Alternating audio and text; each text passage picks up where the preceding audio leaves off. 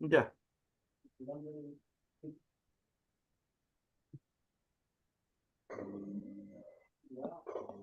estamos aquí.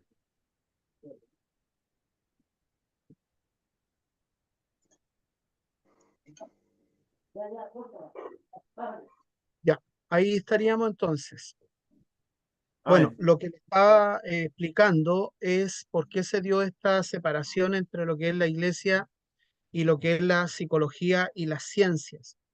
El tema tiene que ver netamente porque en el año 1750 hubo una, se enfrió la iglesia reformada y también la iglesia católica con toda la problemática que traía, se fue generando todo un tema ahí. Los pastores de ese tiempo hablaban de un pacto de medio camino que le llaman, y ese pacto de medio camino era que los hermanos que no se congregaban podían ser parte de la iglesia, que si bien podían ir a veces cuando ellos lo determinaran, pero que no dejaran de diezmar y de entregar la ofrenda y que se mantuvieran en la iglesia. Eso le llamaban el pacto de medio camino, y eso fue lo que trajo avivamiento después con Jonathan Edward y todo lo que conocemos, los avivamientos desde Inglaterra y de otros países donde se desarrolló los avivamientos. Pero dentro de eso, así como se dio esta problemática,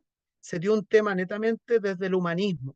Y aparecieron todos estos filósofos alemanes, y estos filósofos alemanes empezaron a cuestionar. ¿Por qué motivo? Porque no olvidemos que la Iglesia Católica tenía varias cargas negativas que se habían expuesto. Tenían el tema de la simonía, tenían el tema de la venta de indulgencia, habían tenido el problema de las cruzadas, ya donde habían mandado a mucha gente, llevaban más de 100 años peleando y gente moría y moría.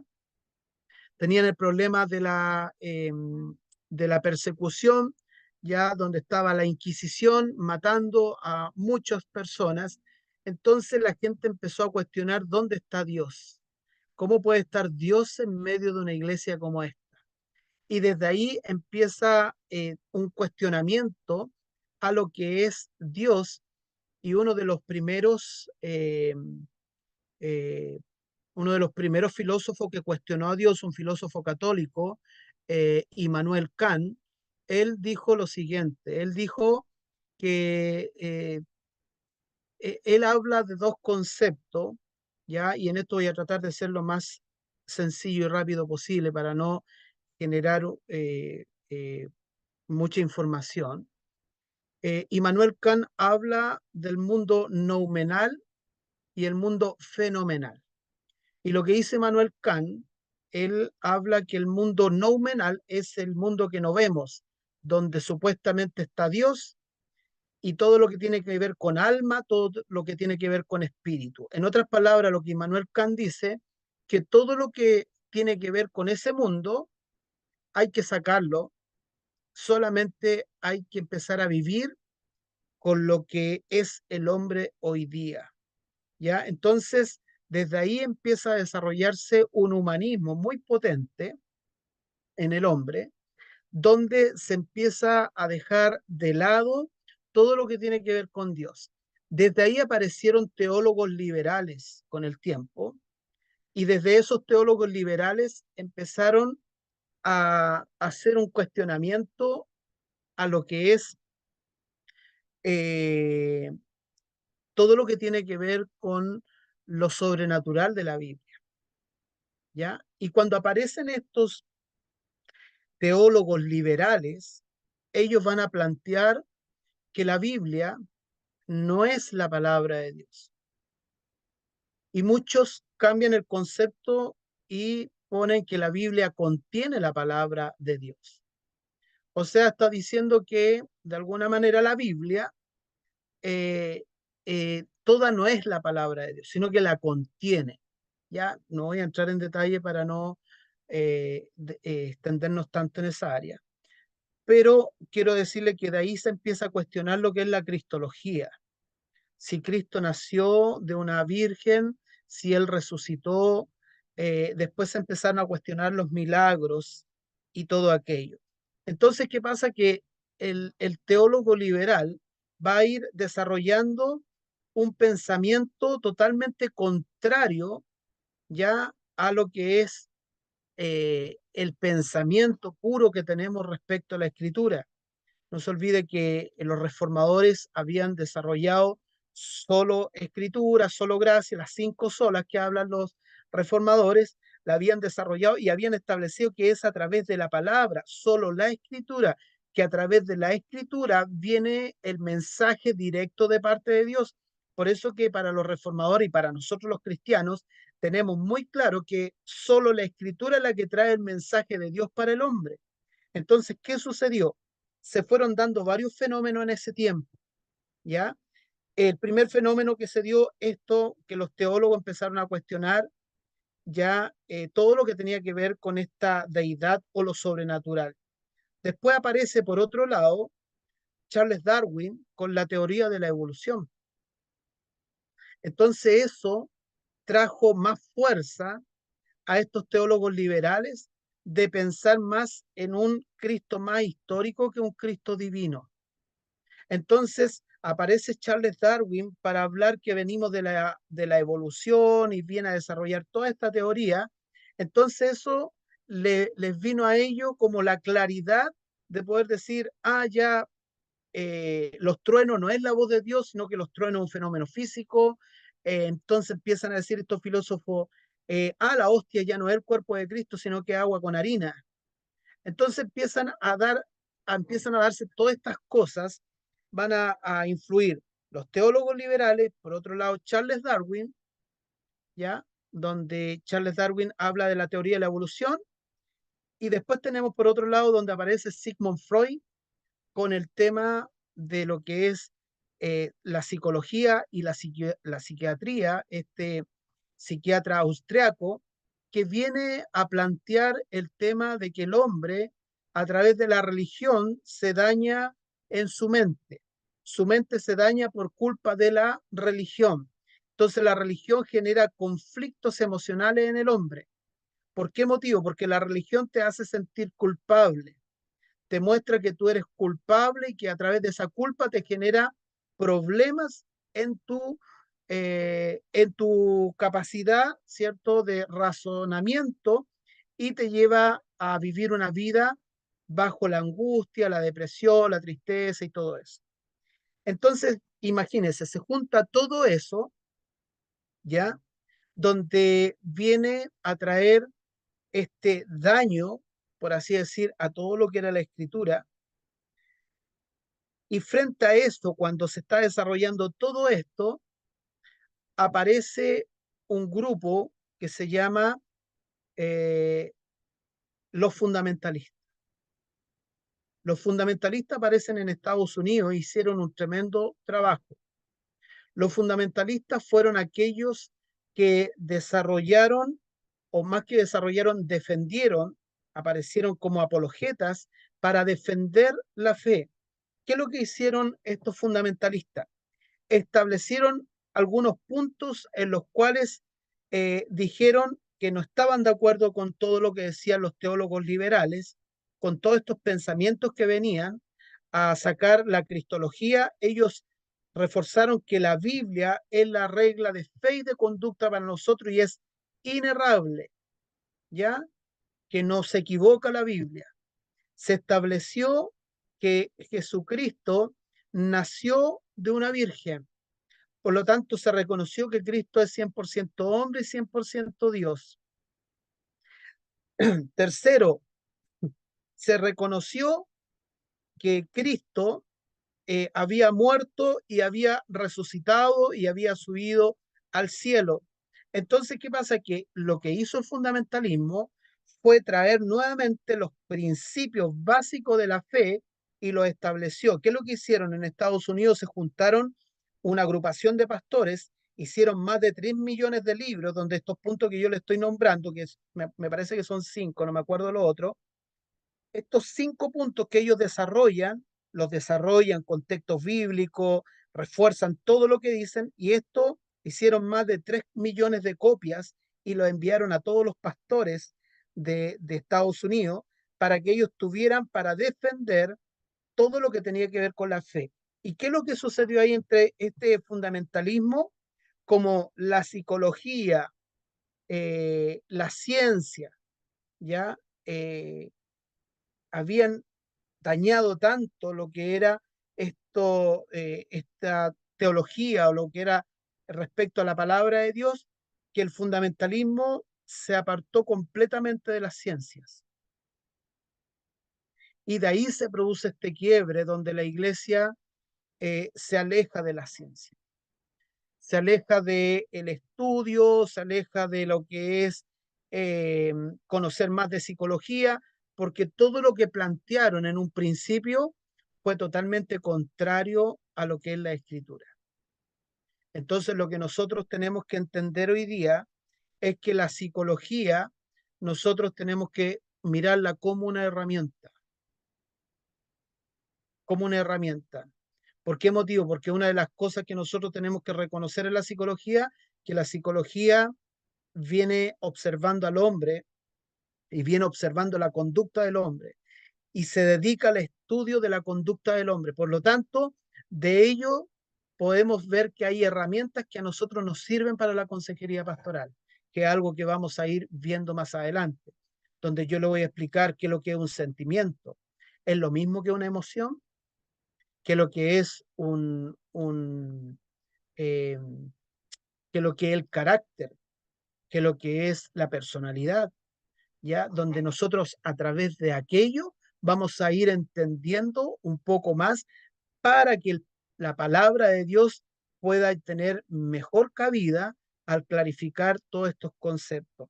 Entonces, la psicología, si usted me pregunta a mí, la psicología, ¿qué es lo que vendría siendo hoy día para nosotros? La psicología, personalmente, esto es una opinión muy personal, para mí la psicología lo que hace un perfil de la persona y puede hacer un diagnóstico. Y hasta ahí llega la psicología. La otra parte es lo que hace Dios a través del corazón del hombre. El único que puede sanar el corazón del hombre es Dios. Por lo tanto, para mí personalmente, la psicología hace un perfil de la persona, puede hacer un diagnóstico, puede decir, esta persona está sufriendo estos trastornos de conducta porque vivió esto y esto otro, pero hasta ahí llega. Los tratamientos de la psicología, algunos resultan los más simples, podríamos hablar, pero las cosas más profundas son las que trata Dios, porque Dios sana el corazón del hombre. Dios sana el corazón del hombre. Si usted, una de las palabras en la Biblia, la palabra salvación, hay una connotación de la palabra salvación en griego que significa salud. La palabra salvación tiene una fuerza eh, en griego que significa salud. ¿Por qué motivo? Porque la salud trae vida y lo que trae la salvación es vida espiritual. Entonces, la salvación es salud espiritual para el hombre, porque el hombre tiene un cáncer en el alma que se llama pecado, y a través de ese cáncer que tiene, el único que puede sanar ese cáncer del alma es Dios, a través de la salvación, donde viene la salud del hombre. ¿Alguna pregunta hasta ahí?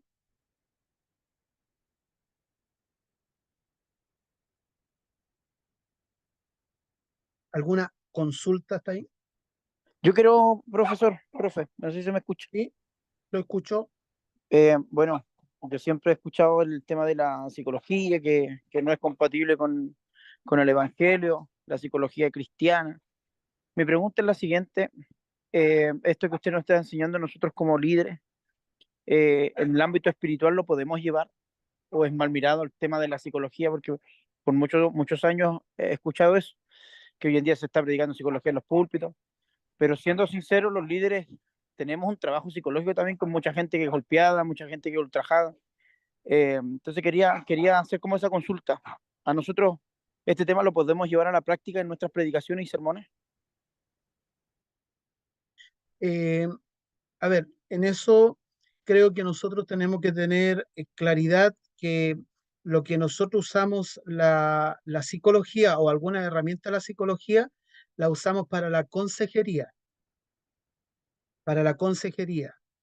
El sermón siempre va apuntando a lo que es la parte espiritual del hombre, ¿ya? Y desde la parte espiritual, de ahí parte hacia el alma y todo lo que es nuestra estructura, ¿ya? Entonces, más que la psicología, más que usarla para un sermón, el sermón tiene que ser directamente bíblico, ¿ya? Y en eso sí tenemos que tener cuidado nosotros, porque una de las críticas que yo he hecho respecto hoy día a lo que es el sermón, muchas veces tiene que ver con que hoy día el sermón fue cambiando de tono, porque hoy día es cuando nosotros predicamos a las personas, ya sea en la calle, en una radio, de persona a persona, como sea, usted se va a dar cuenta que a veces predicamos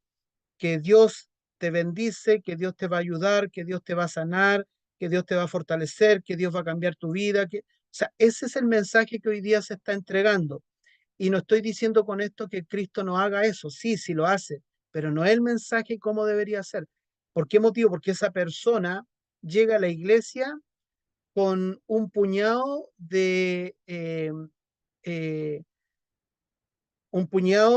de cosas que le ofrecieron, en las cuales ella viene a cobrar eso. Ah, Dios me va a ayudar, Dios me va a bendecir, Dios va a solucionar mis problemas, Dios esto, lo otro. Entonces, ¿qué pasa? Que esa persona viene con un pensamiento que Dios está en deuda con ella.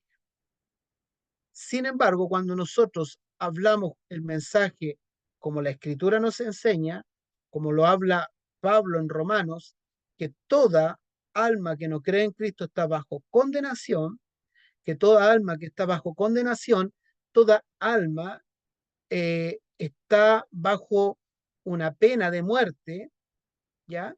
Y que toda alma que pecare tiene que morir, que está bajo, escuche, la ira de Dios, porque nosotros no hablamos mucho de la ira de Dios. Dice que toda alma que no se ha entregado a Cristo, que no ha reconocido a Cristo, está bajo la ira de Dios. Cuando nosotros hacemos un análisis de lo que es la ira de Dios, te tiene muchos ejemplos en el Antiguo Testamento cómo se manifiesta lo que es la ira de Dios. Y dice que todos aquellos que no se han arrepentido están bajo la ira de Dios. Entonces, cuando yo le explico eso a la persona, más que un mensaje desde la psicología, más que un mensaje, cuando yo le predico de esta manera que esa persona está en una zona de riesgo, está caminando por una línea de muerte muy, muy delgada, cuando esa persona entiende que está, eh,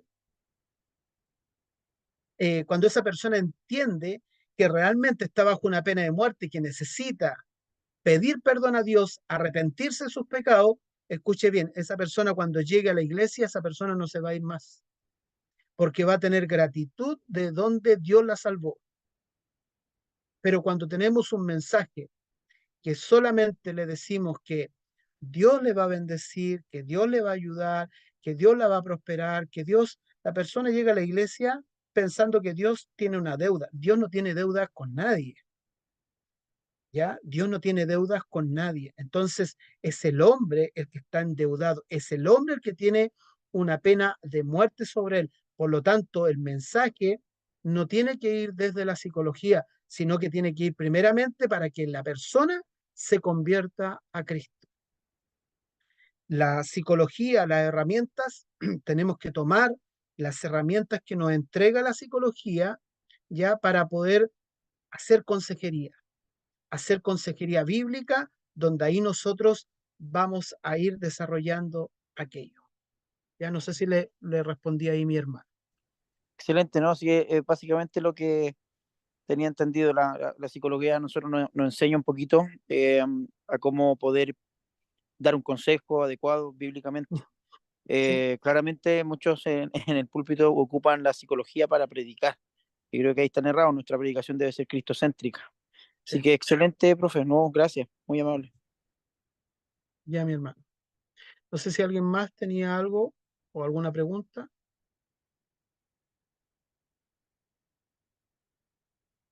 Entonces, Eh, haciendo esta, ¿sí? Perdón.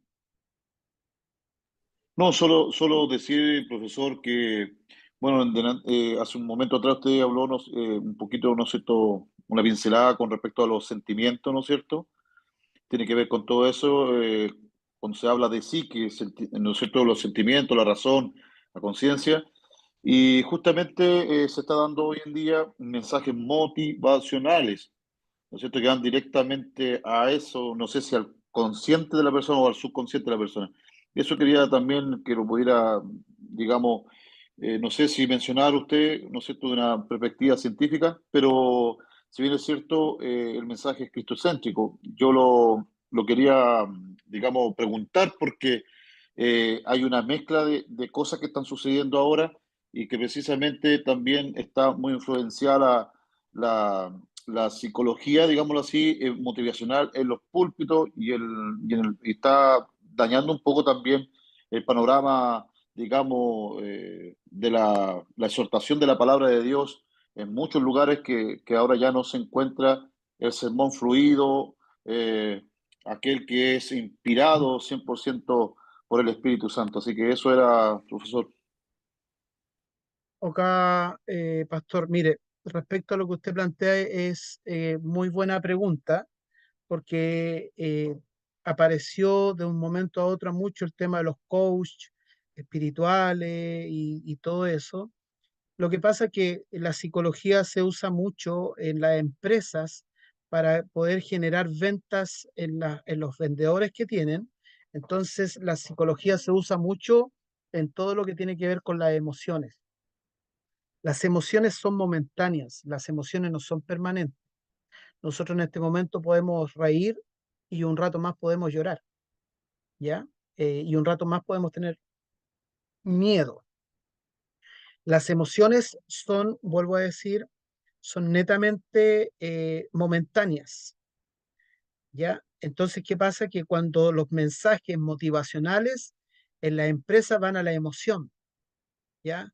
Donde te tocan la emoción, ¿ya? Y ahí podríamos hablar de los diferentes emociones, la alegría, la pena, la tristeza, todas estas emociones que son de alguna manera tocadas para que la persona le puedan decir, no sé, piensa en tu esposa, piensa en tus hijos, mira, va a venir esto, tú vas a vender esto acá, acá, y se tocan las emociones de tal manera que esa persona sale después de esa charla con todas las ganas de vender, trabajar y todas las si lo llama al plano y eclesial, si hacemos la misma manera tocando las emociones, la persona en el momento se siente muy bien, muy feliz, muy contenta, enamorada del Señor, pero como se tocó solamente las emociones, eso va a ser en el momento. Entonces, ¿qué pasa? Que se desarrolla una fe emocional. O sea, voy a la iglesia cuando me siento bien, emoción. Cuando me siento mal y estoy enojado, no voy a la iglesia, porque estoy enojado o porque estoy triste. No voy a la iglesia.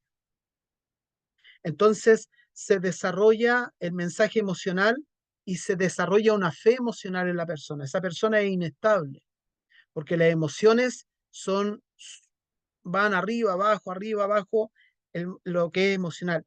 Cuando nosotros hablamos de convicciones, es el mensaje que nosotros tenemos que apelar a que la persona sea convencida de su naturaleza pecaminosa y que tiene una naturaleza que tiene la tendencia a hacer lo malo y que ella tenga la convicción que el único que lo puede ayudar es Dios a través del Espíritu Santo, viviendo en plenitud en ella. Si ella tiene la convicción que la oración le va a ayudar, si tiene la convicción que la palabra de Dios es aquella que le va a alimentar su alma, esa convicción es la que a ella va a generar fortaleza. Y esa persona, cuando tiene la convicción que es el Señor Jesucristo, aquel que le ha ayudado, que la salvó, que le dio una nueva oportunidad de vida, cuando esa persona tiene esa convicción, ¿qué es lo que va a suceder ahí?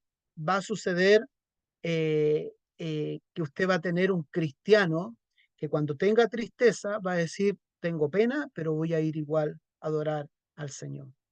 Tengo rabia, pero voy a ir a adorar igual al Señor. O sea, esa persona cuando tiene convicción, esa persona no va a las emociones. Entonces, cuando nosotros tocamos eh, las emociones son, las personas quedan muy vulnerables, ya muy vulnerables a que les puedan decir un montón de cosas, y eso es algo que hoy día sí se está manipulando mucho respecto a la emoción, y en eso hay que tener el cuidado. Amén. No sé si le clarifico, pastor. No, excelente, profesor, muchas gracias. Ok. Seguimos. Entonces, yo quiero hablar de esta etapa científica para que usted, antes de entrar a la estructura del hombre, y quiero que usted pueda entender lo que es esta etapa científica, cómo se fueron desarrollando los pensamientos donde hoy día, y después vamos a llegar a la psicología que tenemos en el día de hoy. La primera parte de la etapa científica está el estructuralismo, ¿ya? Esta orientación consideraba que la psicología debía centrarse en descubrir cuáles eran los componentes básicos de la conciencia, de modo que se pueda conocer su estructura o anatomía, determinar cómo estos elementos interactuaban entre sí y descubrir los principios que regían estas relaciones. El método utilizado para estudiar la conciencia fue la introspección. Por ejemplo, ese concepto es interesante, que uno lo puede usar para una consejería. El concepto de introspección. ¿Qué significa la introspección? Mirarse hacia adentro. Es tener la capacidad, vamos a suponer que a su consejería llega una persona que siente que todos están en contra de él, todos pelean con él, nadie está, siempre él tiene conflicto con todas las personas y con todo él tiene problemas. Cuando yo lo llevo a una reflexión interna, puedo usar este concepto de la introspección, donde yo le puedo decir, mírate tú para adentro, reflexiona, medita, piensa. ¿Tienes problemas como papá? ¿Por qué? ¿Tienes problemas como esposo? ¿Por qué? ¿Qué es lo que sucede? Piensa ahora, ¿cómo has sido tú como padre? ¿Cómo has sido tú como esposo? ¿Cómo eres? Mírate hacia adentro y ahora que te has mirado hacia adentro, cuéntame, ¿cómo tú eres? ¿Eres un buen papá? ¿Eres un buen esposo? ¿Lo estás haciendo bien? ¿Por qué crees tú que ellos piensan que tú estás mal?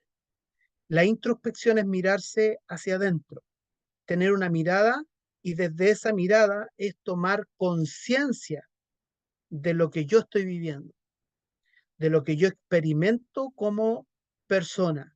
Entonces, es bueno ya el poder llevar y usar, vuelvo a decir, desde la consejería, que la consejería bíblica o pastoral, si le quiere llamar, porque psicología pastoral es como muy arriesgado para mí decir, vamos a aplicar psicología pastoral, porque la psicología no usa la Biblia, no usa la Biblia.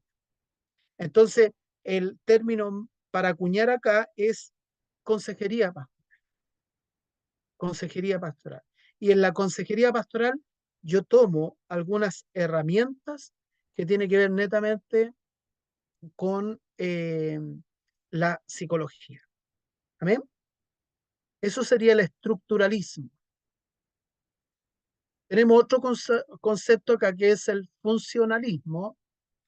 Esta orientación surgió en contraposición al estructuralismo debido a que algunos investigadores comenzaron a cuestionar el papel meramente experimental que hasta ese momento estaba asumiendo la psicología.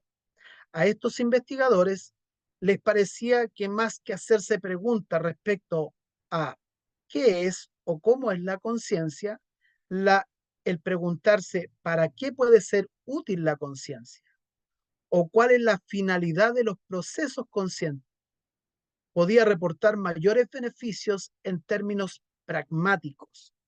El método de estudio utilizado por los seguidores de esta corriente se basó fundamentalmente en la experimentación. Entonces, aquí este funcionalismo empezó a hacer ahora una reflexión más que ir en el tema de la introspección, ya, sino que es cómo funciona la conciencia. Y para ver cómo funciona la conciencia, la idea era que se basó fundamentalmente en la experimentación, ya, en la experimentación. Entonces, de ahí que nace este pensamiento del funcionalismo, donde la persona, a través de la experiencia que tenían, era cómo ellos iban reaccionando.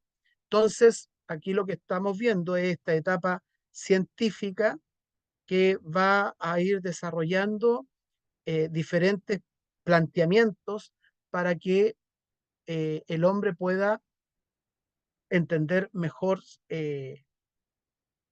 la mente del hombre. ¿Ya? Eh,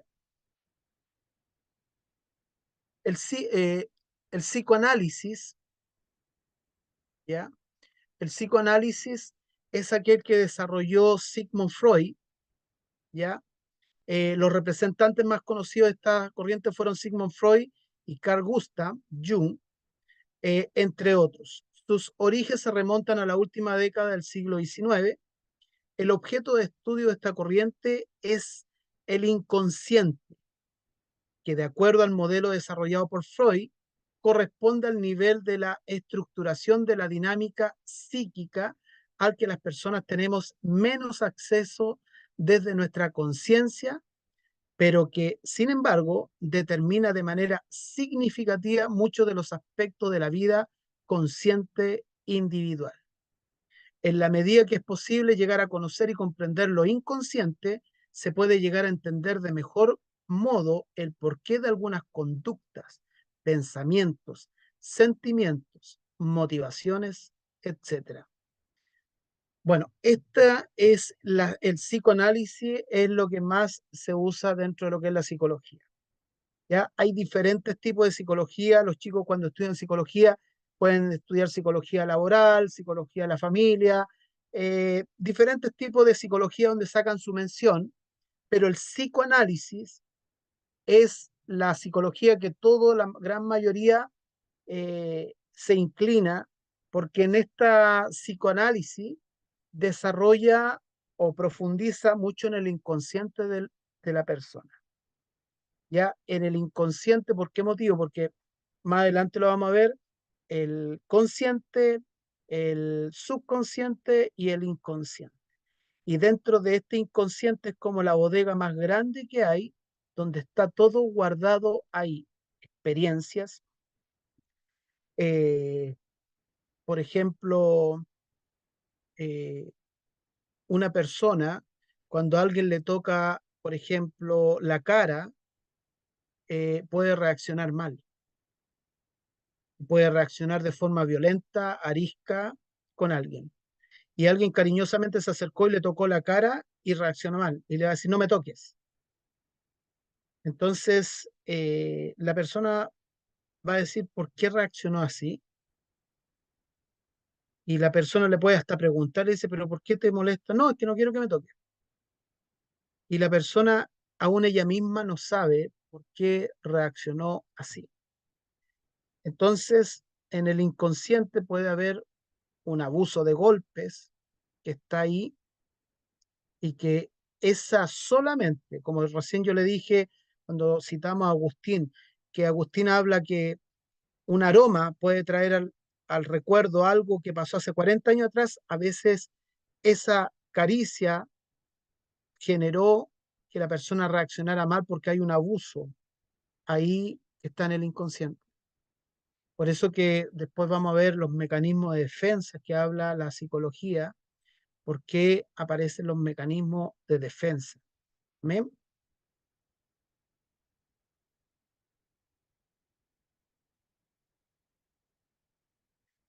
El conductismo.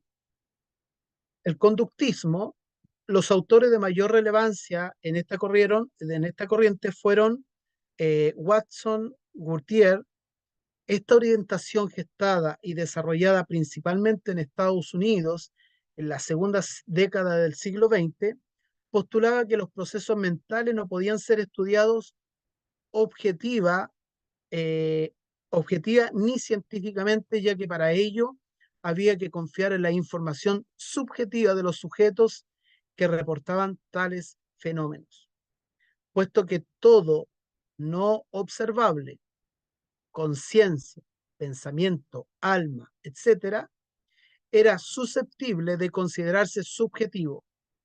Ellos abogaron para que el objeto de estudio de la psicología fuera la conducta, que tenía la cualidad de ser observable y por lo tanto permitía un estudio objetivo, riguroso y experimental. Watson consideraba que gran parte de las conductas de las personas eran aprendidas. Por tanto, deducía que la influencia del medio ambiente era determinante como modelo que ejerce efectos sobre los individuos. Dada esta premisa, pensaba que era necesario descubrir cuáles son y cómo operan los procesos de aprendizaje en el individuo, de tal forma llegar a entender la conducta humana. Esta postura significó un pleno rechazo a la introspección como método de estudio. Por el contrario, insistió en que el único conocimiento confiable era el obtenido a través de la experimentación. Y en esto es interesante porque el conductismo es algo que hoy día lamentablemente, tenemos una sociedad que está bajo lo que es el conductismo. ¿A qué me refiero con esto? Me refiero que, eh, por ejemplo, en el conductismo hicieron experimentos con perros donde eh, lo que hacían ellos eran que al perro, cuando tocaban un timbre, le ponían el plato de comida y el perro comía. Todos los días cuando tocaban el timbre, le ponían el plato de comida y el perro comía. Entonces, ¿qué pasa? Que ahí empezaron a ver la conducta del animal. Entonces, ¿qué pasaba? Que a veces después tocaban el timbre y no ponían el plato de comida y el perro ya empezaba a salivar, salivar, a salivar, a salivar. Entonces, a eso se les fue dando que se van adquiriendo las conductas y se aprenden. Entonces, el conductismo es algo que hoy día lo usan las grandes empresas eh, o en esta sociedad, podríamos hablar, es una sociedad conductista que le ponen en las pantallas aquello que tienen que ir a comprar y la gente continuamente está comprando porque ya le han hecho tantas veces, se ha ido enseñando desde la niñez a que ese materialismo que hoy día vemos lo van manejando a través del conductismo, ya donde las personas les van entregando, entregando hasta que la persona se acostumbra y cada vez que aparece algo, la persona determina al final hacer estas conductas donde vemos un desequilibrio, que hay gente que tiene, no sé, pues debe 2 años, eh, ha gastado la plata de 2 años que todavía no ha trabajado. Y así están hoy día esclavizados, están esclavizados a un sistema en el cual tienen muchas calillas y eso afecta y afecta aún a la iglesia porque muchos hermanos no vienen a la iglesia porque tienen que trabajar para pagar las deudas. Eh, y eso muchas veces se da desde el conductismo para que el hombre viva, viva siempre endeudado, viva el hombre endeudado. Entonces es muy extraño. Lo que sucedía antes era eh, que cuando usted compraba algo al contado, le hacían rebaja. Hoy día usted va a comprar algo al contado y le sale más caro. Si compra con tarjeta, le sale más barato. Entonces, es como ilógico, pero esto es conductismo, o sea, de alguna manera van generando en uno eso dependencia de estar pagando, pagando, pagando y mantener esclavizado a la persona, ¿ya?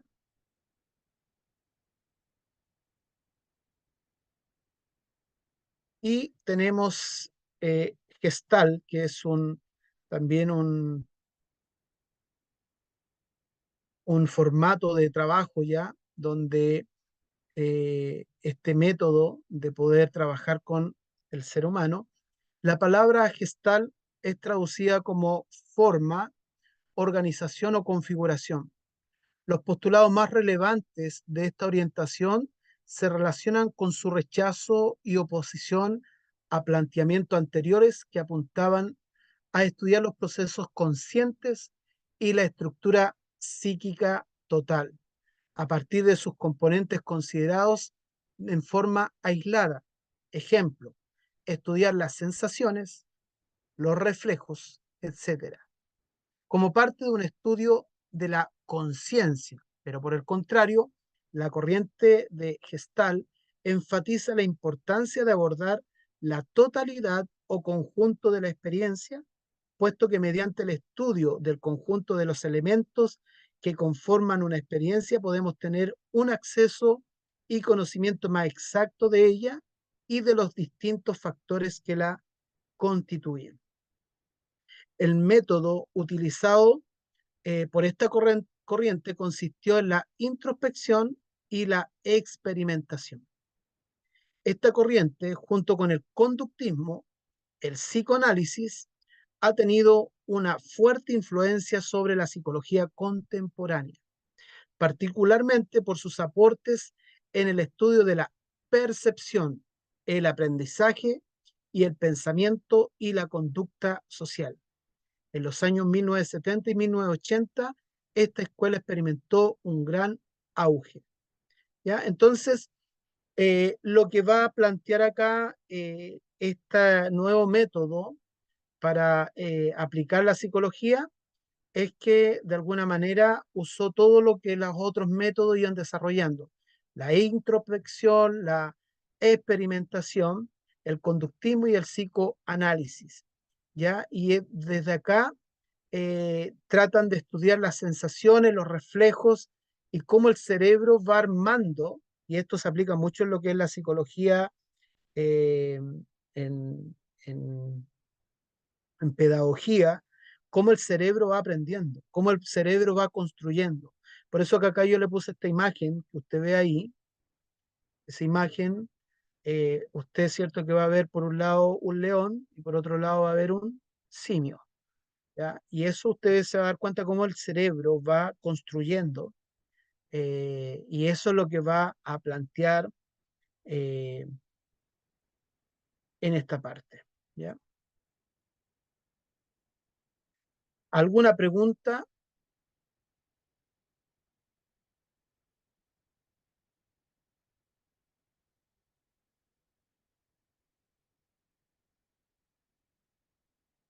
Y seguimos con esta sistémica, que es una que se usa mucho hoy día.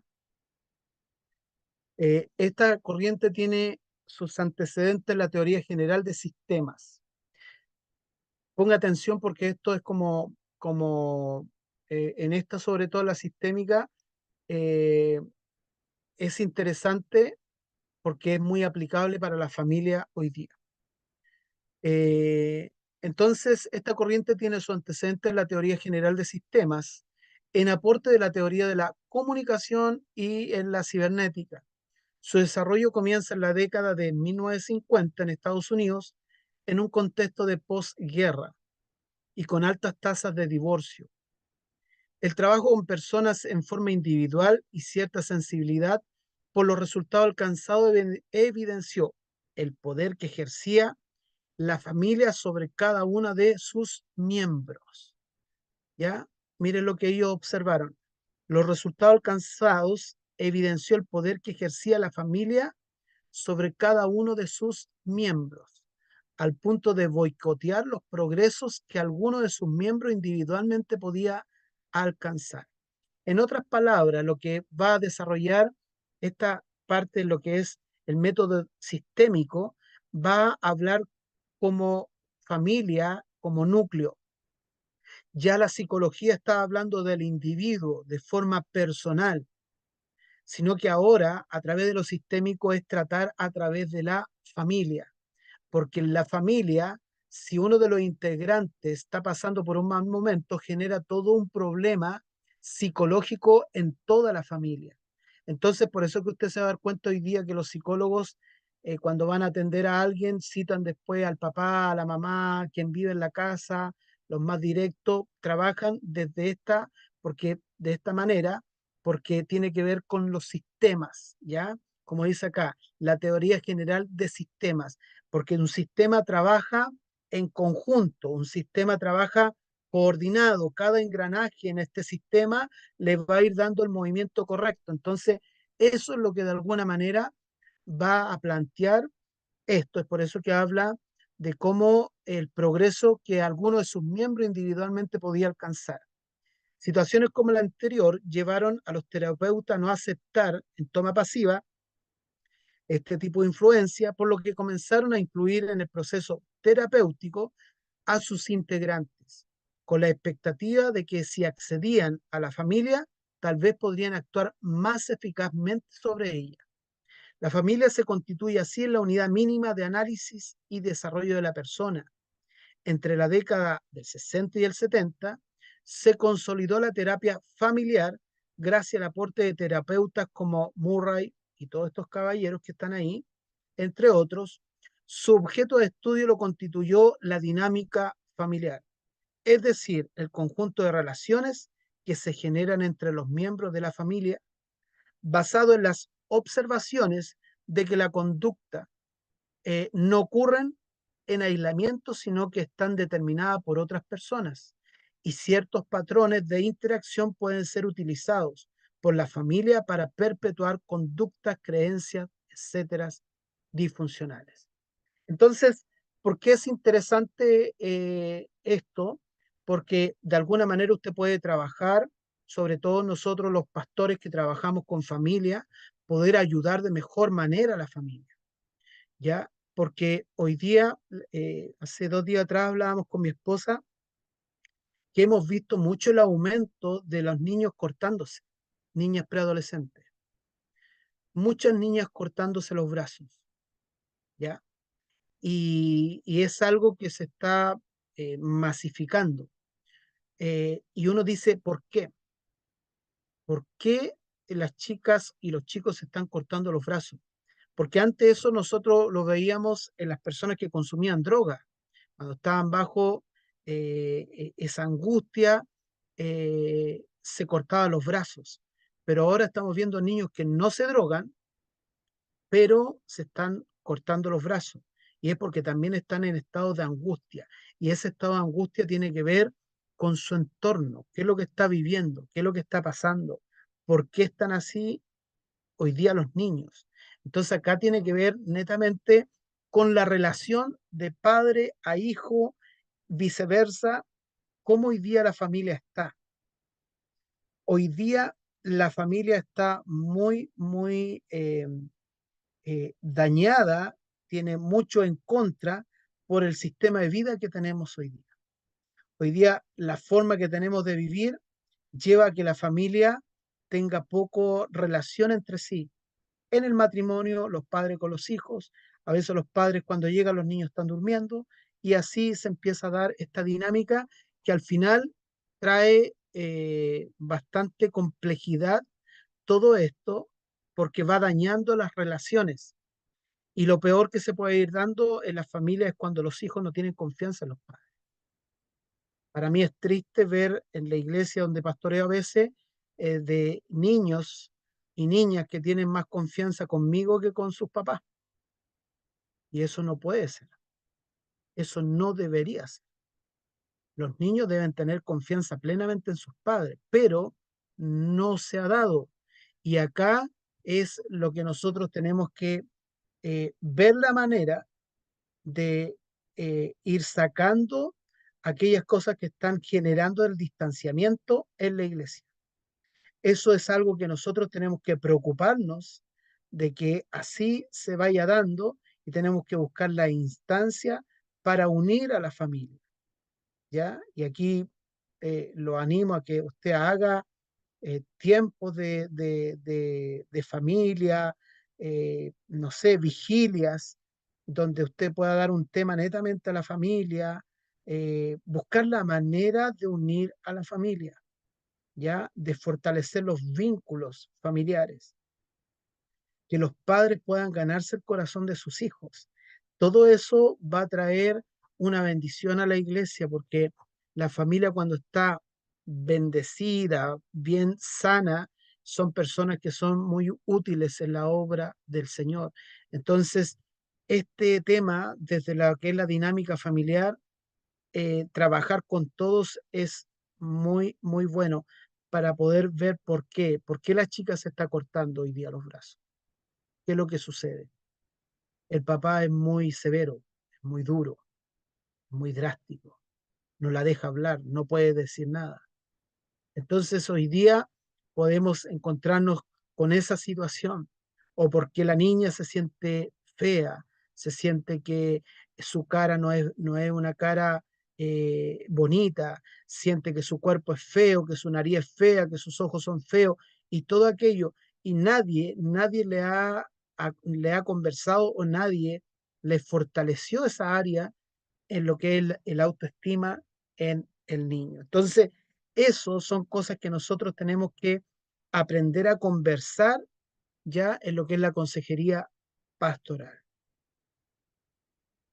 Consulta, eh, hasta el momento, ¿vamos bien? Hermano Patricio, no sé si es lo que usted necesitaba, lo que yo he entregado, a lo mejor estoy entregando algo que realmente no necesitaba este curso. Me gustaría que me pudiera decir, más o menos ya han pasado una hora y media para que usted me pueda decir si es que vamos bien o no. Pastor, usted va en la línea de lo que se quería presentar aquí para los hermanos y para los pastores en el área de que abarca un poco de psicología y especialmente el tema de la consejería, porque es importante que la consejería eh, en el área ministerial es muy importante y relevante. Así que por mi parte yo puedo decir que vamos bien. No sé si los pastores, los hermanos tienen algún comentario parecido o distinto a lo que yo... Son libres de opinar, estimado. No hay problema.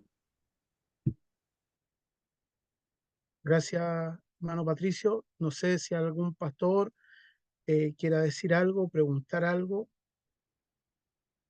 Mi pastor, bendiciones, Pastor Máximo le habla. Pastor Máximo.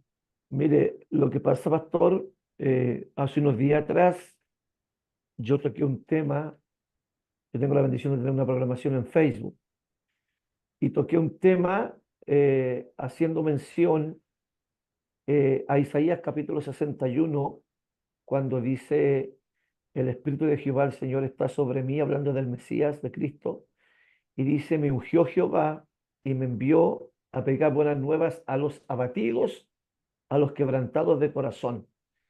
Entonces yo hacía hincapié que nosotros permanentemente eh, hablamos y ensalzamos los milagros del Señor, que es una realidad, pero enfocamos poco esta área que está tomando usted, que es el área emocional, el área sentimental, el área afectiva.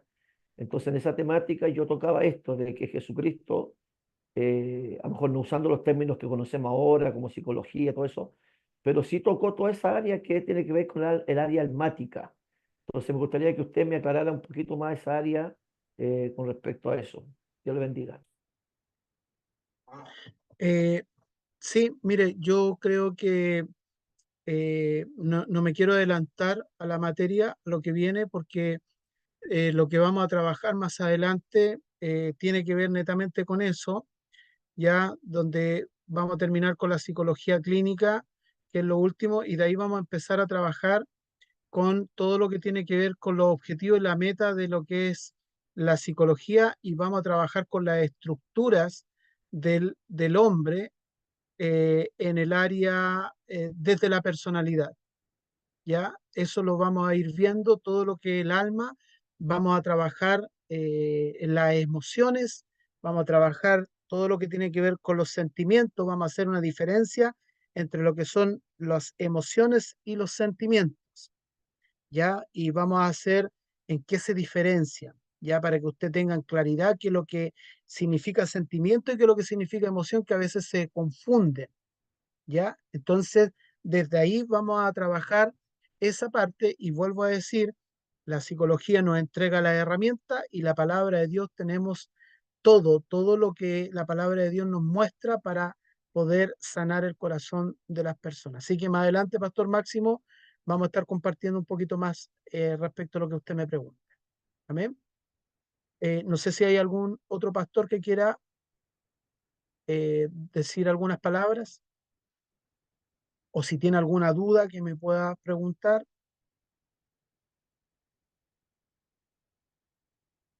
No. Dios le bendiga, profesor.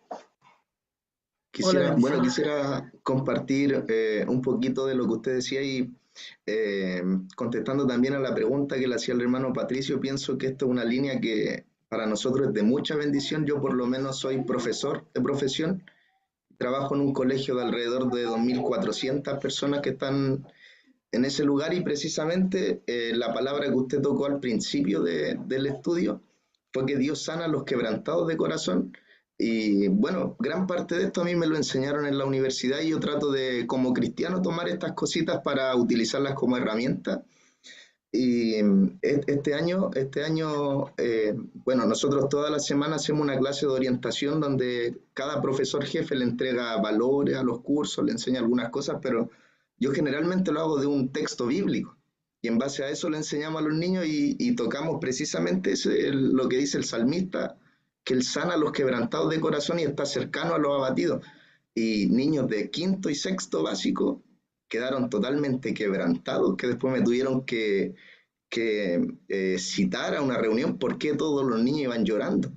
Entonces tuve reuniones, se me complicó un poco la cosita, pero al final los padres quedaron agradecidos porque ellos no sabían el trasfondo que tienen los niños, porque lloran y muchas veces eso que usted comentaba es una realidad que nosotros como iglesia no estamos al tanto. Niños de sexto básico, octavo básico ya se están cortando las venas y es preocupante. Entonces, esto es una herramienta que nos está sirviendo mucho y tomamos todas estas cositas y es de gran bendición. Así que muchas gracias, profesor. Gracias, hermano David. Qué bueno. Creo que siempre un profesor es importante como instrumento en el reino de Dios. Y que tú tengas el corazón para poder estar sirviendo ahí, es porque Dios de alguna manera te ha puesto ahí y que Dios te siga dando sabiduría y gracia para poder llegar, porque tal vez nosotros como pastores no podemos llegar a ese lugar, pero tú sí estás ahí y creo que todo lo que estás desarrollando es de bendición y que vayas poniendo una semilla en el corazón de los niños. Hoy día es una gran bendición. Creo que estamos viviendo en los momentos más complejos desde la sociedad hoy día respecto a los niños. Hoy día salimos a caminar con mi esposa, veníamos conversando y me decía, ¿qué le recomendarías tú a un padre hoy día que está teniendo un hijo que está entrando a la preadolescencia? ¿Cuál sería tu recomendación? Y yo le decía inmediatamente que no tenga televisión la pieza, en el dormitorio, sin televisión, y el teléfono, antes de ir a dormir, el teléfono en la pieza de los papás. Eso sería lo primero que le aconsejaría a cualquier padre que tenga hijos que están entrando en la preadolescencia.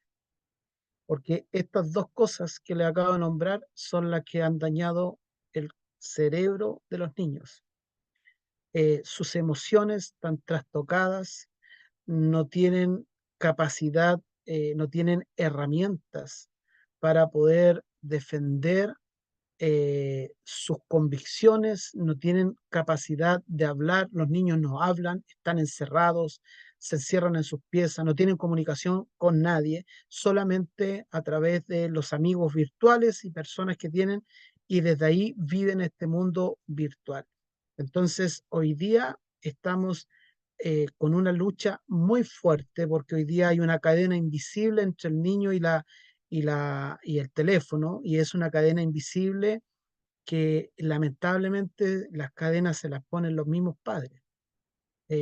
Papás que le regalan a los niños teléfonos, niños de 5 años, de 6 años, con teléfonos, y no saben todo el daño que le van a ir desarrollando. También una más, no sé si hay alguien más que quiera decir algo para continuar con la clase.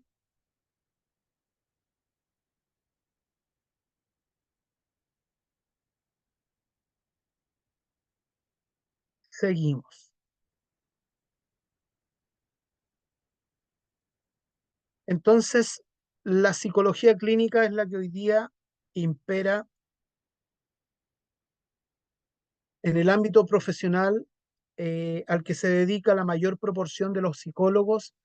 Es esta área de la especialización, está orientada a la práctica de la psicoterapia, es decir, aplicar una serie de técnicas cuyo propósito es iniciar procesos en que el consultante trabaja consigo mismo y con quienes lo rodean, con alguna de sus conductas y o creencias erróneas, con áreas de conflicto interpersonal, matrimonial, parental, laboral, o con otros aspectos que generan la percepción de no contar con una calidad de vida que los satisface. Psicoterapia interna intenta activar el potencial dado por Dios que poseen las personas para crecer y desarrollarse.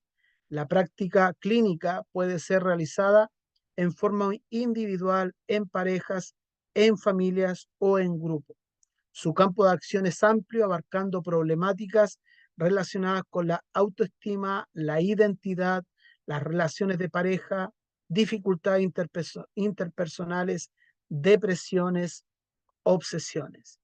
O sea, todas estas problemáticas nosotros nos encontramos muchas veces dentro de la iglesia, como decía el pastor Máximo, donde las personas desde el alma tienen problemas por diferentes situaciones que han vivido, ¿ya? Y a través de esas situaciones están viviendo, y mucha gente vive por años con todo este problema desde lo que es ese estrés que muchas veces se desarrolla en las personas y va a ir dañando poco a poco a la persona en diferentes áreas, y también desarrollar problemas somáticos, somatizando algunas cosas desde el alma.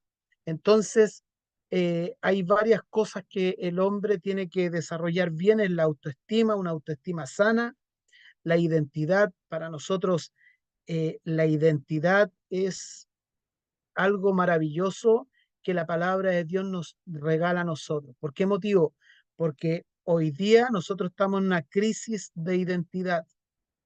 Hoy día en las Naciones Unidas tiene establecido que hay 112 géneros. Escuche bien, hace un par de años atrás eran 2 géneros: varón, hembra, hombre, mujer. Eh, Hoy día la ONU ha establecido 112 géneros.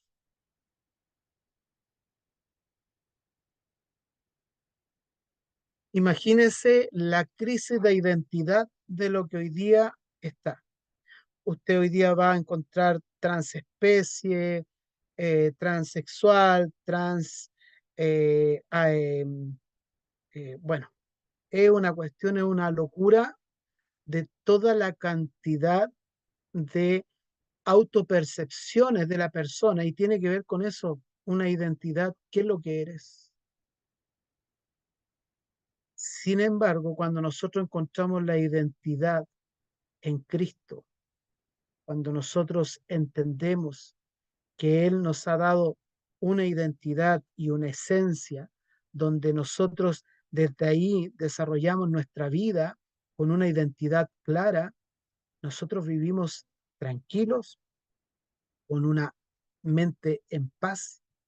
Hoy día está muy complicado el tema de la transexualidad acá en Chile y en varios lugares del mundo por todo lo que está pasando. Hoy día usted ve que el gobierno chileno está hablando de niños de 5 años, 5 años, y los padres que se opongan se le llaman padres resistentes.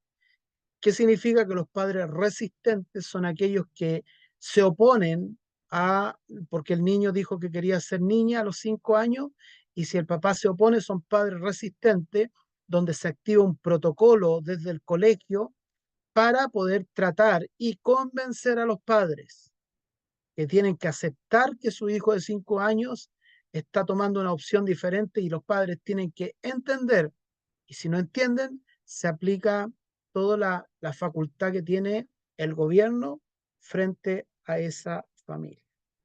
Eso es lo que hoy día estamos viviendo en relación con los niños. Ahí tenemos un problema netamente político, ya donde la política, el gobierno hoy día se está adentrando a las casas, a nuestros hogares. Ellos quieren tomar el control de nuestros hogares, ellos quieren decir cómo criar a nuestros hijos, y acá es, ¿cierto?, el gran problema que tenemos hoy día, eh, que no sabemos en qué va a terminar, ¿ya? Y son situaciones complejas. Eh, Hace 2 meses o 3 meses atrás llegó una hermana a la iglesia, y después de un tiempo me dice, quiero que ore por mi hijo que está muy mal, y yo los conozco porque ellos participaron en la iglesia hace años atrás, conozco a toda su familia. Entonces yo pensé que venía su hijo mayor, pero venía eh, su hija menor, que son dos mellizas, pero venía vestida de hombre. Entonces ella me dice, quiero que si usted puede orar por mi hijo porque está pasando crisis de angustia. Entonces, con mi esposa, bueno, nosotros lo conocíamos de niña, y verla vestido de hombre, toda ropa de hombre, y con una postura como que fuera un hombre. Entonces, frente a eso, me dicen eh, que venía mal que orara por ella, entonces, por él. Entonces yo cuando hablo con él, yo le digo, mira, yo te voy a nombrar como te conozco, porque ella se llama Connie, pero me dijeron que tenía que decirle Nico. Entonces yo le dije, yo te conozco por Connie. Entonces me dijo, no, pero yo no soy esa persona. Entonces le dije, ¿estás pasando momentos de angustia? Sí, me dice. Entonces le digo yo, eh, ¿y sabe de dónde viene la angustia? Me dijo, no viene por donde usted piensa, porque yo estoy conforme con lo que soy. Yo soy un hombre ahora. Por lo tanto, no viene por ahí mi angustia. Entonces le dije, creo que por ahí viene la angustia, porque me imagino que estás menstruando todos los meses. Y como estás menstruando todos los meses, me imagino que cada vez que estás menstruando, tu naturaleza de mujer te dice que eres mujer. Te lo grita todos los meses. Y eso te angustia, que realmente no eres un hombre. Dios te creó y eres una mujer. Y hoy día creo que te has confundido, y te han confundido, porque no tiene que ver con eso. Ahora, si tú me dices que yo tengo que nombrarte por el nombre de un hombre y pensar que tú eres un hombre, yo tendría que tomar la Biblia en este momento y echarla a la basura y creer en ti, en lo que tú me puedas decir, cuando le dije la Biblia me enseña totalmente lo diferente.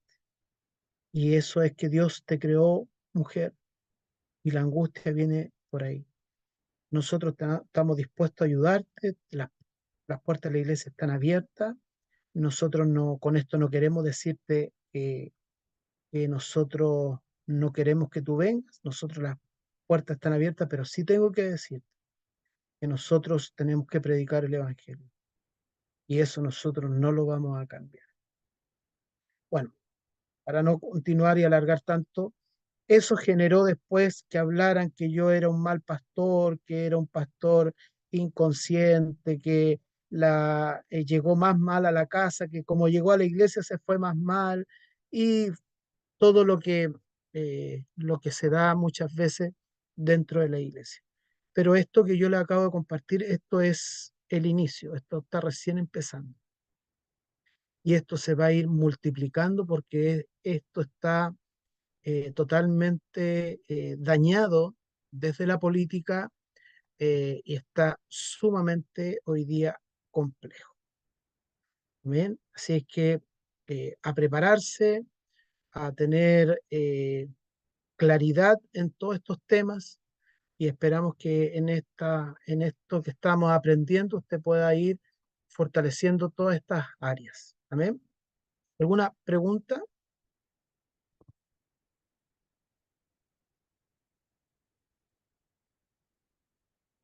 Seguimos.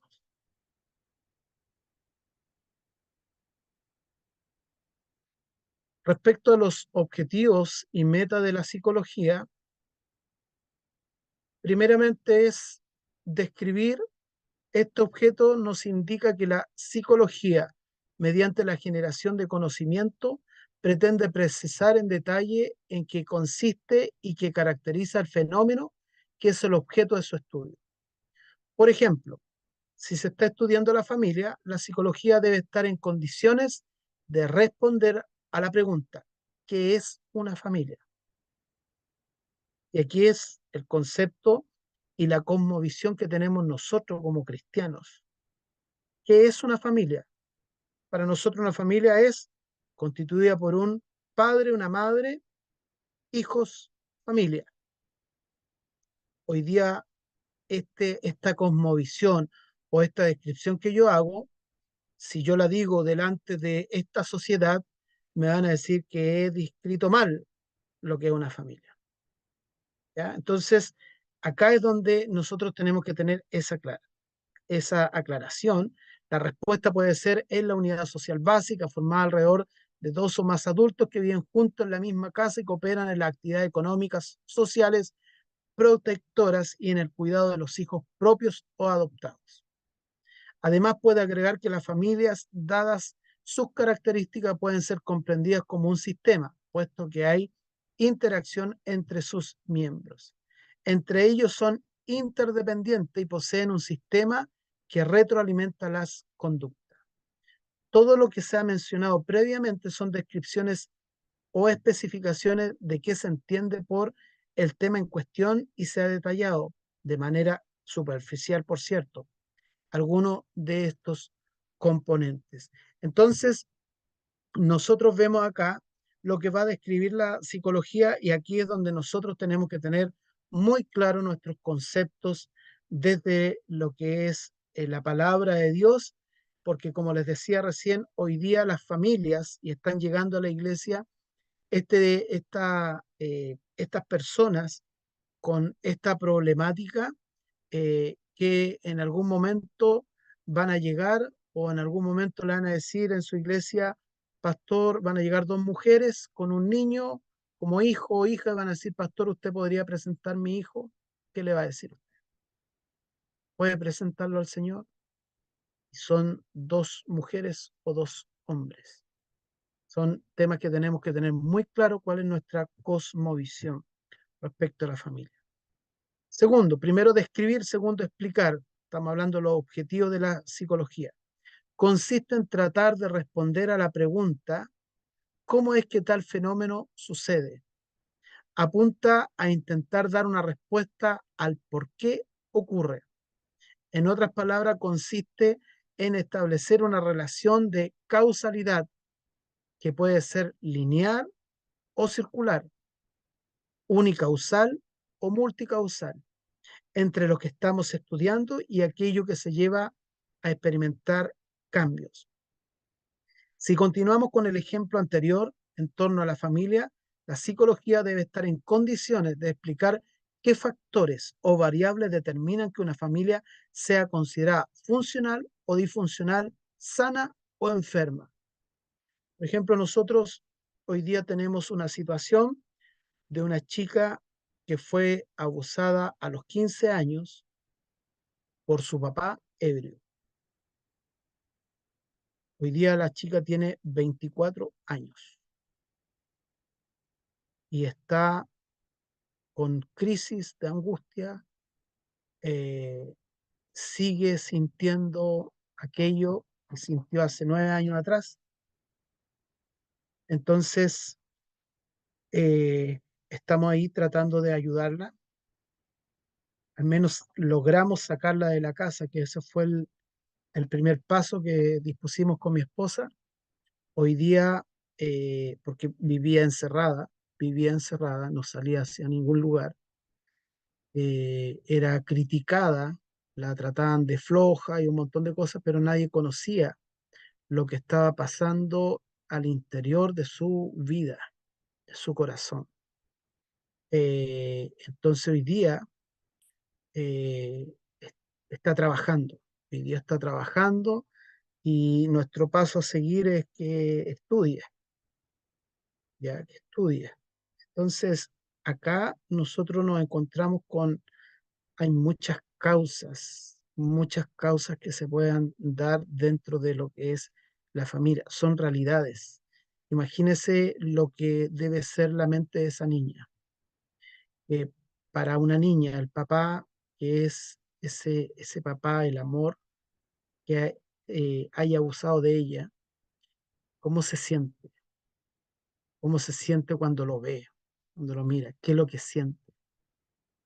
Eso es algo que nosotros, por más empático que podamos ser, no logramos captar lo que debe sentir esa persona. Esos problemas están y se dan por mucho, y esos son cosas que están dentro de la iglesia donde ahí vemos, ahí está dañado la persona espiritualmente y mentalmente está complicada. ¿Bien? Entonces, eh, para que cada uno de nosotros podamos entender eh, esto, la importancia respecto a lo que es la familia. ¿Ya? Estamos terminando, vamos a llegar hasta acá para poder explicar con tranquilidad lo que viene. Por lo que tengo entendido, son 4 clases eh, que tengo para poder desarrollar el tema. ¿Ya? No sé si hay alguna pregunta eh, donde usted pueda hacerla. Eh,